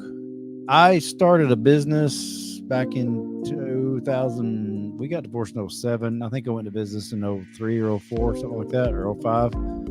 And if I would have been able to keep my business, because I had 2 or 3 or 4 employees at one time, and I grossed over $1 million a year in gross sales. If I would have been able to manage to keep it without getting sued over and over and over again, I think my net worth wealth would have been a lot more than what it is. And it's simply not. And the fact that I wasn't able to show my kids certain things, how to be a man when they're younger, and now they are struggling. I wasn't able to help them out. I couldn't buy anybody a car because I'm broke. I couldn't. There's some. I mean, don't get me wrong. I've always helped them out as much as I can, but there's no generational wealth I could have ever passed on to my kids. And I do blame that. Yes, I should not have married their mother and had 4 kids with her. I take that responsibility, but they should not have done what they did to me. Simp Daddy banging my wife before we were legally completely divorced, and then moving in and then acting like he's daddy and having her call him daddy and refer to him in front of the kids as daddy. No, I'm not going to make peace with that. Fuck that. Fuck both of them. I can't stand any of them, and I don't care if that makes people mad. And I know it's some people say, Caleb, you got to get past that. Okay, pay me $1 million and or $10 million and I'll get past it. I'm quite certain. Quite certain I will. Gary T. Plummy, you are doing great. Well, thanks, Gary. No, or mine, just no. Rizzo's wife, I'm not sure. They all must be talking to each other. Consume the testicles. I think I'll pass. No, thank you. You can, but I'm not. People starting to ask gross questions. Good call. Yeah, that's kind of retarded. My country is raining. Where's your country, rock monster? Kelsey Brown, I love it when you flex up like that. I watched you for a while and you really do look good. I'm sure your wife's really proud of you. Proud of how far you've come. My wife? Proud of how far you came, because I'm proud of you. No wife? No, I don't have a wife. Used to have 2 of them, but I don't, not anymore. Thanks for sharing. Your video from 10 years ago really helped me as a single father. Ernie's Fun Time. Thanks, Ernie. That right there, that is why I do what I do. That's why I keep that up there. And I know that some people want me to take it down, and they say they want to take it down because it hurts the children. And that's all bullshit. They wanted me to take it down because it's fucking humiliating to them. I humiliated Candace and Simp Daddy, Jason May, on an epic level, and I'm glad I did it. I only wished it worked. I only wished it would humiliate them even more, because other people need to see that if you keep fucking with me, and people like me, like Ernie here, if you keep fucking with us, eventually we bite back. I generally consider myself by nature anyways, I'm a nice person. I'm a reserved person, and I'm not really by nature this boisterous, but you fuck with my kids, that's it. It's over with. It's done. I do not forgive child abuse. I'll put it that way. Period.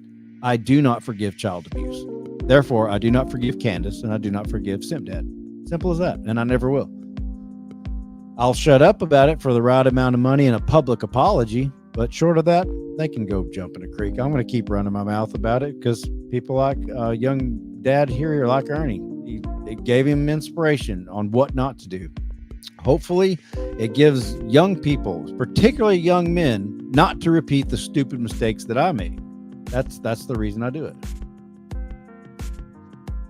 Oh my goodness. Did your son ever achieve a better relationship with his mom, or I can't talk about that. I know that's what people want to know, but I can't talk about it. I wished I could, but I can't. Storming here, about to lose power, I think. See you later. All right, Danny, well, take care. I think it's about to storm here too, because I forgot the latest hurricane.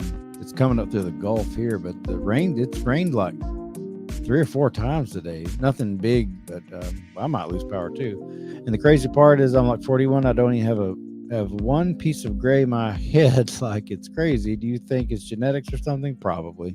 Yeah, my old man, Dad, he's kind of like Sam Elliott. He turned 60 when he was about 30, and he's never aged a day in his life. That's all I've always thought of Sam Elliott. He's been 60 his entire career. He was an old man when I first saw him 30, 40 years ago in Tombstone, and he hasn't aged a day, and he's always had gray hair. So I've had gray ever. I was in my at least early 30s. So, but I know some people that they don't, like my own grandfather, my mother's dad, never had a gray hair. He didn't die till he's 72, smoked like a chimney, and I don't think he ever had gray hair, just cold black hair. So anyways, Ernie's Fun Time. Final question for the night. Any update on a movie or documentary book? That's a good question. I am not an author. I've written some stuff, but I'm not very good. Dad Talk is there's been some talk with Dad Talk about producing something, a documentary of sorts. Unfortunately, at the moment, the biggest key there is my kids won't talk. Unless there's money involved. There's, in other words, and I know that may sound shitty, but A, we're broke, and B, there's no incentive them to go through the big gigantic pain in the ass of talking to a reporter and camera people and directors and all that for free. If they're going to have to work for nothing, they just soon not do it. And I don't blame them. I wouldn't either. But if they could get paid handsomely, yeah. So if any of you out there know of any investors that like to invest in that sort of thing, would want to work with Dad Talk, or even independently, let me know. And by the way, I did put my Bitcoin address. If there are any people out there who are very, very wealthy who would like to donate to me and or my Cheerins, only send Bitcoin to that. Do not send any other. It's only a Bitcoin wallet. If you send anything else, it will be lost forever, and I won't have access to it, and you can't have access to it because it's only for Bitcoin. And I've said this many, many times. I do have my tip jar out there. If you are struggling with where the rent money is going to come from, or where milk money is going to come from, and you still like me, do not send me a dime. Do not send any begging ass, whiny ass YouTuber any money if you're struggling, because I know a lot of people are struggling right now. Never, ever, ever, ever send me or anyone else money that you just, if you just like giving away and you've got plenty, great. But if you're struggling, do not ever send me money. So I'm going to, I'll just go ahead and read comments through the 2:00 hour, and then my voice is going anyway. So Kelsey Brown, I'm very proud of your boys too. They came a very long ways. They've been through a lot though their mom is ridiculous and sickening. I happen to agree. It's just crazy how mother some mom are, or she's not. I don't know why she is the way she is. I should have seen it, and I just didn't. That was the foolish part on my end. Mom of Cuties, I commented on another post of yours and about how angry it made me when Candace called him daddy to Parker. Assholes, both of them. Cannot blame you for not being able to get over that. Well, thank you. I'm glad some people don't agree with me. Some people say I'm dead wrong. I shouldn't say anything. Can't talk about your kids' mom like that. She's the mother. She should have fucking thought about that before she jailed Blaine twice, had me jailed, and just shit on Parker and me and Hayden, and even London for that matter. But London not to that extent. But she should have thought about that. It just disgusts me too. It always did. I was just supposed to just take it like a man, Caleb. You're just jealous.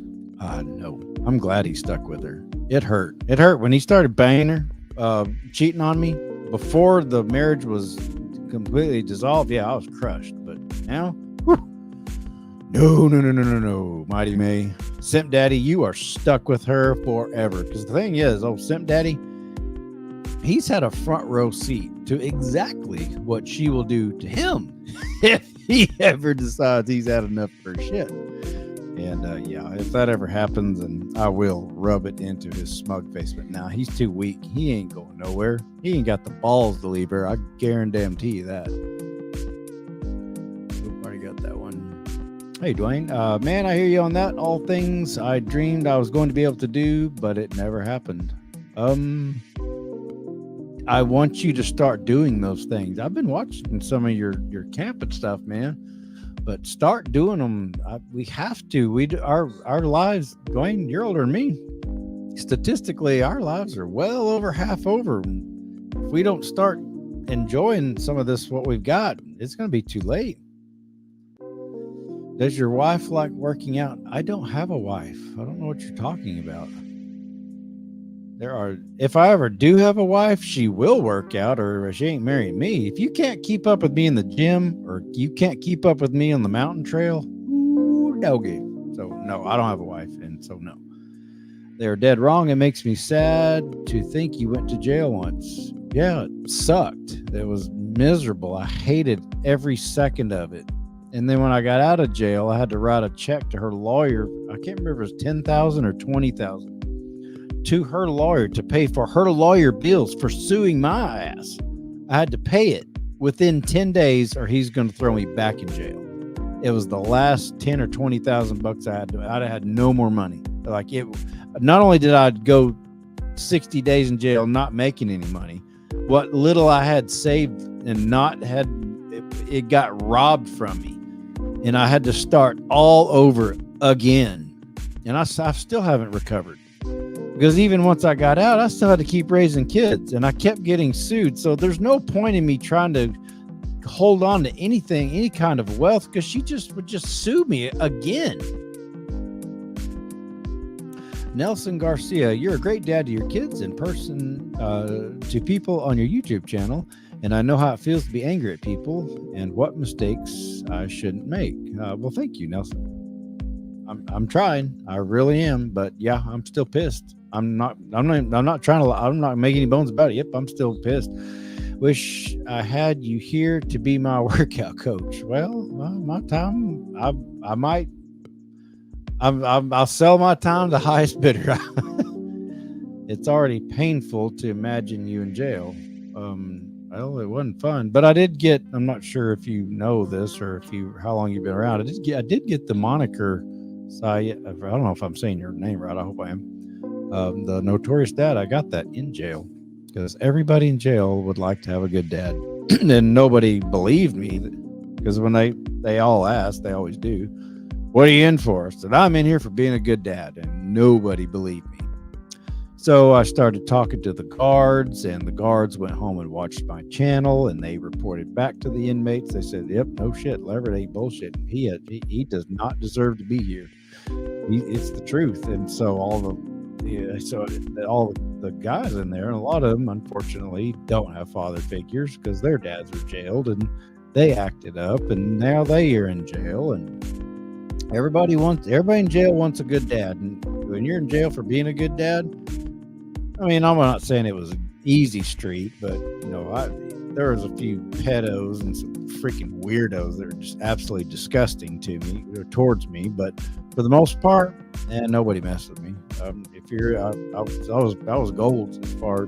Jarvis Walker was one of my friends. He's the one that actually coined that phrase, the Notorious Dad. He was the blackest black man I've ever met in my life. He was pitch black, like African black. Funny. Oh my God. He was the first friend I made and probably the best friend I made. And I've never found him. I don't know what happened to him. I've tried to look for him on Facebook, but I never could find him. Jarvis Walker, if you're ever out there, look me up, man. I'd love to break bread. You look good with the white hair on llama. To be honest with you, you really truly do. And then your kids, his mom, they're a joke. She is a fucking bitch. I agree. Stuman the man. I really liked Officer Walsh talking to Parker in the parking lot at court.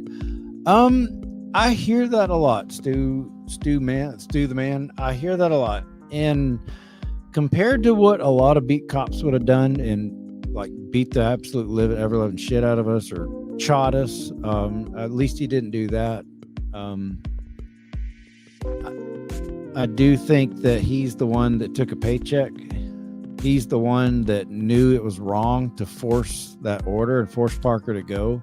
But he took a check, he took a paycheck, and he enforced it. And had I pushed the boundaries a little bit. I know I did, but I was afraid had I pushed any more that they would have shot me or my son or jailed him or both, or if I didn't let it go. So that's the reason. But I do see why people. He did get down and talk to him, but sounded like he just wanted to hear himself talk and be the man. And I don't know.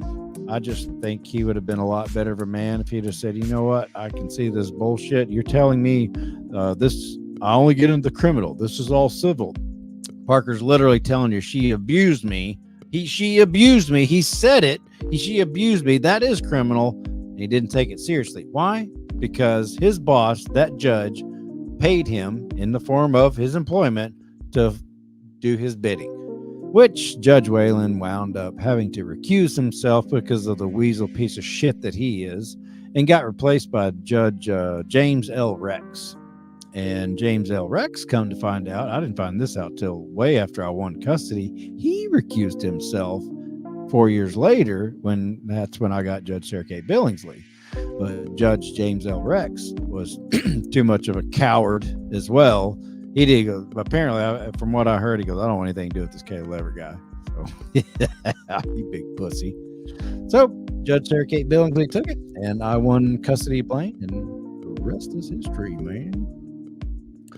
I'm not doing stuff for the kids. I'm doing a lot for myself now, just going into the mountains. Oh, okay, good. Yeah, okay, I see. Well, yeah, I've been watching your mountain stuff, man. Isn't it nice, though? Just peaceful, quiet. Hopefully it's nice and cool wherever you're going. Kelly, I'm back now. Okay. Well, I am about to go, and my voice really is going. I made it to the 2-hour mark.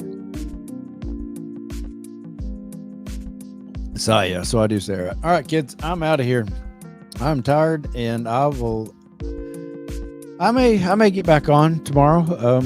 I do have to, speaking of side jobs, I do have a side gig for the next 2, possibly 3 days, but I may get on here in the afternoons or probably late evening because it's too hot. And if I do get back on, it'll probably be at 8 o'clock. So I do appreciate everybody. I do enjoy talking about these problems, and I enjoy doing these. I just wished it paid better and I'd be able to do it more often. So if you enjoyed this and you thought you know anybody that's been through this kind of shit and they might enjoy these kind of talks, just if you would pass on my channel.